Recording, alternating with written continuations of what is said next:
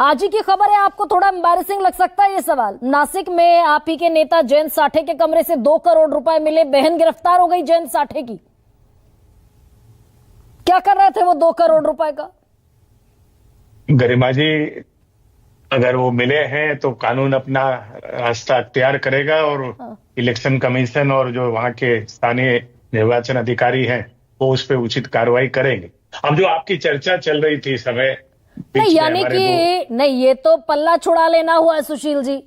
2 करोड़ रुपए जयंत साठे होटल में जिस कमरे में ठहरे हुए हैं वहां 2 करोड़ रुपया रखा है, बहन गिरफ्तार हो गई।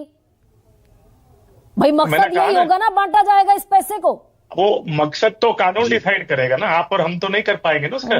विनम्रता के साथ मेरा कहना है जी सर, कि कानून में जब कोई कार्रवाई होगी और उसकी जांच पड़ताल होगी, उसके बाद कानून अपने आप अपना रास्ता तय करेगा। तो इन्वेस्टिगेशन के बाद जो सामने आएगी उचित कार्रवाई देश के कानून के हिसाब से होगी। अब जो 2-3 बातें आप लोगों की चर्चा में चल रही थी, इस चुनाव के खर्चे की लिमिट को लेके, मैं बड़ी विनम्रता के साथ कहना चाहता हूं, मैं कई चुनाव में ये खर्चों से संबंधित कार्य को मैं देखता हूं। 40 लाख की सीमा एक व्यक्तिगत उम्मीदवार के लिए है, पर साथ ही साथ यहाँ पे ये कह दिया गया कि एक चुनाव क्षेत्र में पार्टी की तरफ से अनलिमिटेड खर्चा भी हो जाए तो उसकी गिनती नहीं है। विनम्रता के साथ, विथ रेस्पेक्ट, ऐसी चीज नहीं है। आप अगर जनरल खर्चा कोई है पार्टी की तरफ से जो सारे उम्मीदवारों को मिला के किया जाए, उसका कोई अकाउंट फॉर नहीं हो, लेकिन उसका भी रिटर्न इलेक्शन कमीशन को भरना पड़ता है। लेकिन अगर व्यक्तिगत एक इंडिविजुअल कॉन्स्टिट्यूंसी पर अगर पार्टी ने भी खर्च किया है तो उसका जो हमको एक्सपेंसेस का रजिस्टर दिया जाता है, उसमें एक अलग से कलर का कागज होता है जिसमें लिखा जाता है कि ये खर्चा हमारी पार्टी की तरफ से पर्टिकुलर कॉन्स्टिट्यूंसी में हुआ है, उसको उस 40 लाख की सीमा में हमको अकाउंट फॉर करना पड़ता है। नहीं सुशील जी, नहीं। उम्मीदवार का जो खर्च है, पार्टी का खर्च, उसमें एड ऑन नहीं होता है। उम्मीदवार के ही खर्च की सीमा है ये 40 लाख रुपए विधायकी के लिए। गरिमा जी, कल ही मैंने IRS ऑफिसर ऑब्जर्वर के सामने अपने कुछ उम्मीदवारों का अकाउंट्स सबमिट किए हैं और मैंने बताया है उनको कि पर्टिकुलर कॉन्स्टिट्यूंसी में अगर पार्टी ने कुछ खर्चा किया, जैसे 300 झंडे दिए हैं या बेच दिए हैं या कुछ खर्चा किया, तो उसका अकाउंट फॉर उस कैंडिडेट का खर्चे में जाता है।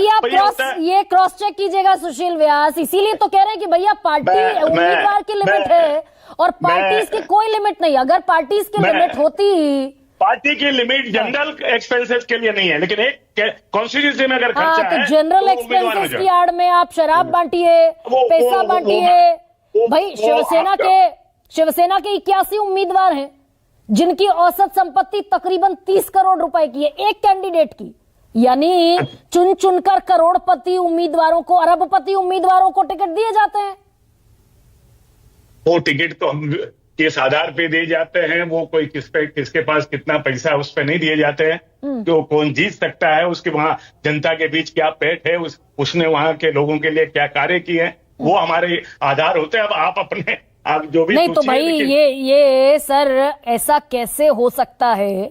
81 कैंडिडेट और सबकी, और ये मैं औसत संपत्ति बता रही हूं, 30 करोड़ रुपया कम से कम है लोगों के पास। कोई है ही नहीं ऐसा जो बेचारा हमारे जैसा हो। अब ये सच्चाई इस इलेक्शन में हो सकती है, आप जो कह रहे हैं आपके पास आंकड़े उपलब्ध होंगे, लेकिन हमने ऐसे उम्मीदवार भी देखे हैं जो लोगों से 5 लीटर तेल और डीजल भरवा के भी अपनी मोटरसाइकिल पे प्रचार करते हैं। ऐसे उम्मीदवार अब भी हैं। ऐसा नहीं कि ऐसे उम्मीदवार, साधारण उम्मीदवार चुनाव नहीं लड़ते। साजिद, साधारण